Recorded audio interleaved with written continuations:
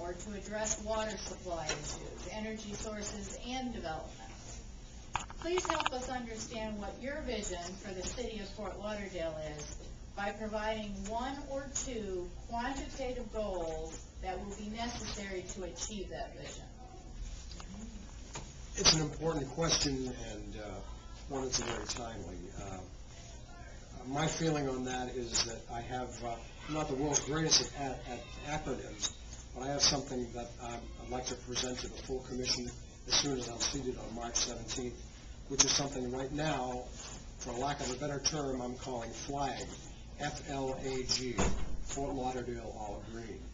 I think Fort Lauderdale can and should be in the forefront of turning green. And by that I mean, I'd like to see us work with our residents, our homeowners associations, our businesses, to help them and advise them. Not do it by ordinance, not do it by law, but let's do it in a way that people can understand, if this works and saves me money, it affects me in my wallet, hey, now I relate to it. Now I understand what this is all about. I'm talking about heat recovery, solar heat, enhanced recycling, and many other projects that are eco projects. I don't want to create another bureaucracy. That's what I don't want.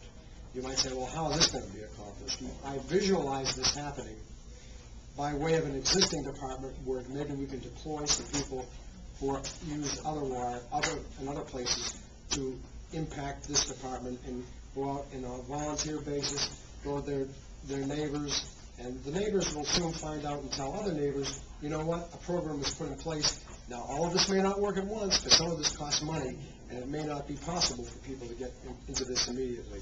However, it's a plan, and if you put a plan in place, if you do 2 or 3 things in 5 years and 2 or 3 more things in 5 years, you're home free. Okay? Thank you.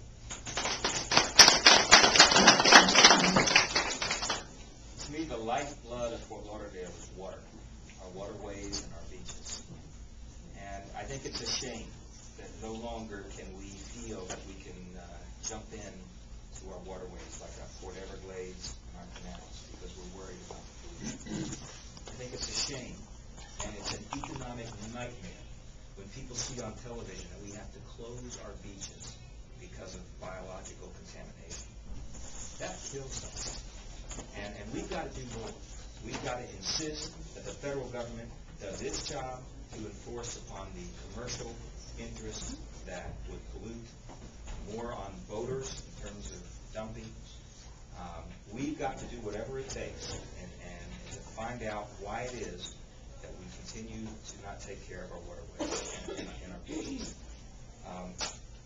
We need more parks. We're not going to have a lot of money to go out and buy parks, and we've got to take care of the ones that we got. The maintenance issues in terms of some of the parks, I think we need some help. Need to hear more? I'm got a little cold too. One of the other things that worries me, quite frankly, and I don't pretend to be an expert or a scientist, but in this FPL plant with those big smokestacks, and sometimes it seems to me like they do it towards the mag, but maybe I'm imagining, but to me it's more black stuff that's coming out of there. Okay, usually I only see the white steam. Now I'm seeing more and more black stuff. It's worrying me. It bothers me. We need to investigate what's going on out there because, folks, we're breathing that stuff. We're breathing that stuff. I don't know the answers. I don't know if it's storm runoff that's causing the problems while our waterways continue to degrade. And I don't know that anybody really knows the reason why we continue to have these biological problems with the beach. But whatever it is, we've got to solve it first. Because if we don't have a clean beach for people to want to come here, and we don't have the tourists, then where's the money going to come from? Where are the jobs going to come from? So I think that's got to be job one, the beach and the waterways.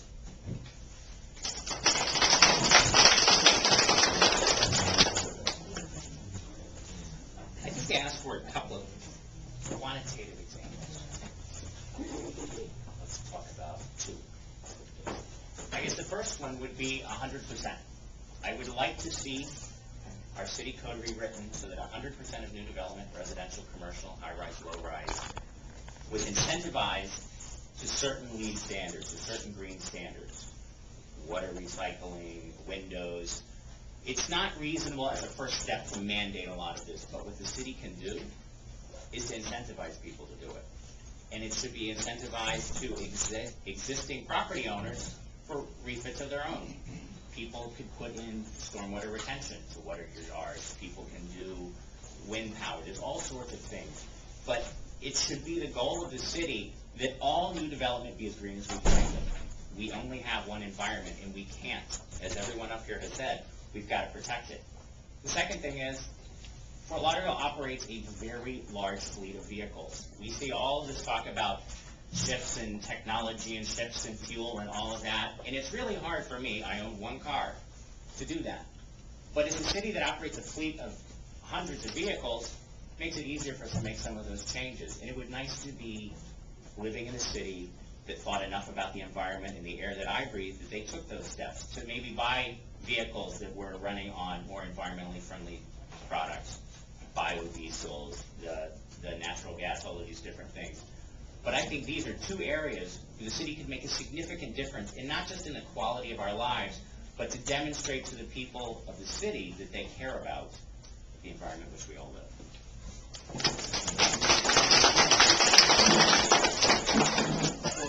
Well, going last has its pluses and its minuses. Everybody stole all my ideas.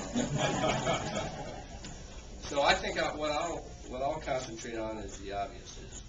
I always think that you ought to eat an elephant one bite at a time. And I really do think that this whole environmental issue is something we've ignored for a long time. And yet I do, in my heart of hearts, know that this next commission will deal with it responsibly. And some of the things that are already happening or on a trial basis are really easy, and that's that one little bite of the elephant that we all can take. And that's one container for recycling. Now, whoever thought of that was a genius. Why didn't they think of it earlier? I don't know. But you won't have to separate the two, okay? And it'll be in a big can instead of these little things that you just drag out to the street. Now, to me, we should have been doing that a long time ago.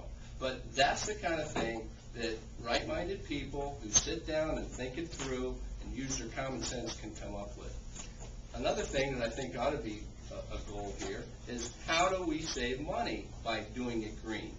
Because that's very important to all the taxpayers. And there's always a trade-off in everything you do. But the recycling part, if we can earn money from the recycling, then we can, on the other side, hit ideas such as hybrid cars or electric cars, or those things that cost you a little more money maybe now, but are going to be incentivized. We all know that from everything we hear from the national scene down to the state and local scene. So my idea is let's use our common sense. Let's eat that elephant one bite at a time, and let's everybody do our part to be environmentally sensitive and turn the city into a green city.